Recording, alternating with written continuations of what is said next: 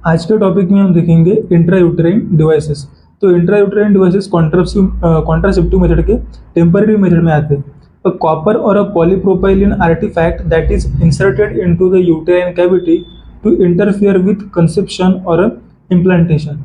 तो कंसेप्शन और इम्प्लांटेशन को रोकने के लिए हम यूटेराइन कैविटी के अंदर जो डिवाइस रखते हैं उसे हम कहते हैं intrauterine devices. This devices made by the polypropyls polymers which are coated by the metal ions like copper or hormones like the progestogen। तो ये जो डिवाइसेस होते हैं ये पॉलीमर्स के बने होते हैं एंड इसको कोट रहता है, इसको कोटेड रहते हैं मेटल से जैसे कि कॉपर या फिर हार्मोन्स रहते हैं जैसे कि प्रोजेस्टोजन। इंट्रायूटेराइन डिवाइस के अंदर 3 क्लासिफिकेशन होते हैं। फर्स्ट होता है फर्स्ट जनरेशन, सेकंड होता है सेकंड जनरेशन एंड थर्ड होता है थर्ड जनरेशन। तो फर्स्ट जनरेशन इंट्रायूटेराइन डिवाइसेस ये होते हैं नॉन मेडिकेटेड और inert IUD made of the polymers like the polyethylene. तो जो फर्स्ट जनरेशन होते हैं वो नॉन मेडिकेटेड होते हैं जिन्हें कि हम इनर्ट इंट्रायूटेराइन डिवाइसेस भी कहते हैं एंड ये बने होते हैं पॉलीमर्स जैसे कि पॉलीइथाइलिन। इसका एग्जाम्पल होता है लाइपेज लूप, ये डबल एस शेप डिवाइस होता है। Then second generation intrauterine devices, तो ये डिवाइसेस कोटेड होते हैं कॉपर से। इसके बीच में 2 क्लासिफिकेशन होते हैं। फर्स्ट होता है अर्लियर डिवाइसेस एंड सेकंड होता है न्यू ईयर डिवाइसेस। जो अर्लियर डिवाइसेस होते हैं उसके अंदर एग्जांपल होता है कॉपर 7, कॉपर T200।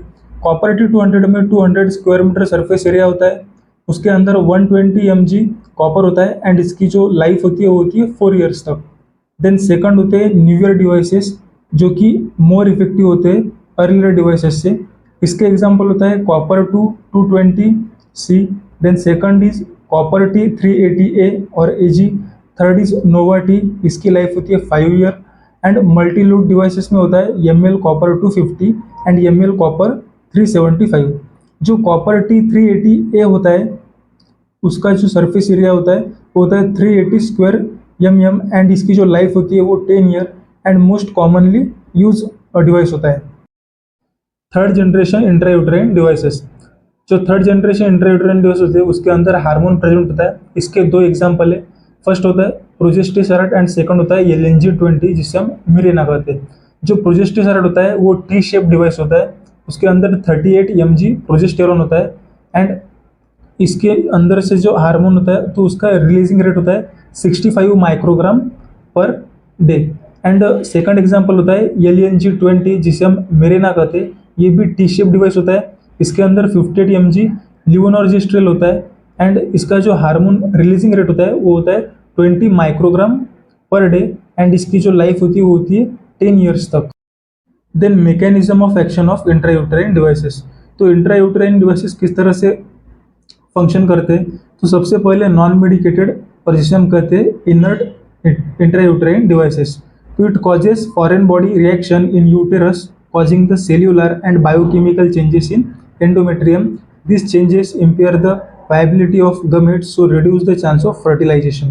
जो नॉन मेडिकेटेड जो फर्स्ट जनरेशन डिवाइसेस होते हैं वो यूटेरस के अंदर सेल्यूलर एंड बायोकेमिकल चेंजेस करते रिएक्शन के द्वारा एंड इसकी वजह से जो गमेट्स की वायबिलिटी होती है वो इम्पेयर हो जाती है एंड इसकी वजह से फर्टिलाइजेशन रुक जाता है।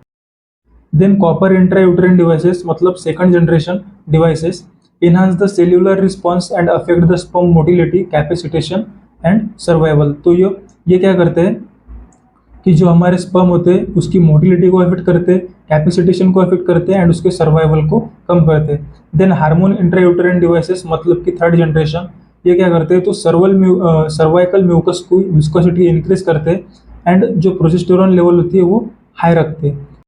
Then timing of intrauterine devices insertion, तो हम ये इंट्रायूटेराइन डिवाइसेस कब इंसर्ट कर सकते हैं। तो most suitable time is during the menstruation because cervix is dilated. तो मेंस्ट्रुएशन के दौरान जो सर्विक्स होता है उसका डायलेशन हुआ रहता है तो उस वक्त हम इजीली इसे इंसर्ट कर सकते हैं। Then any time of menstruation, अगर नहीं तो फिर हम मेंस्ट्रुएशन में कभी भी उसे इंसर्ट कर सकते हैं। Then within 7 day of beginning of menstrual period, menstrual period का अगर बिगिनिंग के 7 डेज के अंदर अगर हमने इसे इंसर्ट किया तो ये बहुत आसान जाएगा। देन इमीडिएट पोस्टपार्टम इंसर्शन, मतलब अगर डिलीवरी के बाद अगर हमें इंसर्ट करना होगा तो हम डिलीवरी के बाद फर्स्ट वीक में या फिर जो पोस्ट डिलीवरी के बाद फर्स्ट विजिट होती है उस वक्त हम इसे इंसर्ट कर सकते हैं। एंड पोस्ट प्यूपेरल इंसर्शन मतलब कि after 6 to 8 weeks delivery. Then contraindications of intrauterine devices, तो किन किन बातों में हम इंट्रायूटेराइन डिवाइसेस को अवॉइड करते हैं, तो इसके दो रीजन हो सकते हैं, एक absolute and second is relative. तो एब्सोल्यूट में आता है suspected pregnancy, pelvic inflammatory diseases, cancer of cervix and uterus, undiagnosed vaginal bleeding, इसमें हम एब्सोल्यूट कॉन्ट्राइंडिकेशन करते हैं। एंड रिलेटिव में जैसे कि anaemia, menorrhagia, pelvic inflammatory disease history, multiple sexual partner, तो इन चीज़ों में हम इंट्रायूटेराइन डिवाइसेस को अवॉइड करते, कॉन्ट्राइंडिकेट रखते हैं। देन इंट्रायूटेराइन डिवाइसेस के साइड इफेक्ट हमें क्या देखने को मिलते हैं, तो सबसे कॉमनेस्ट साइड इफेक्ट होता है vaginal bleeding. Then second commonest होता है पेन, एंड उसके अलावा pelvic inflammatory disease, then uterine perforation, ectopic pregnancy, expulsion, dyspareunia, ये हमें साइड इफेक्ट देखने को मिलते हैं। एंड इसके डेंजर साइंस को हम पेन से डिनोट करते हैं। पेन का फुल फॉर्म होता है पी मतलब लेट पीरियड और मिसिंग पीरियड, सेकंड ए का मतलब होता है एब्डोमिनल पेन, आई का मतलब होता है इंक्रीज टेम्परेचर, एंड एन का मतलब होता है नोटिसेबल डिस्चार्ज, एंड एस का मतलब होता है स्पॉटिंग।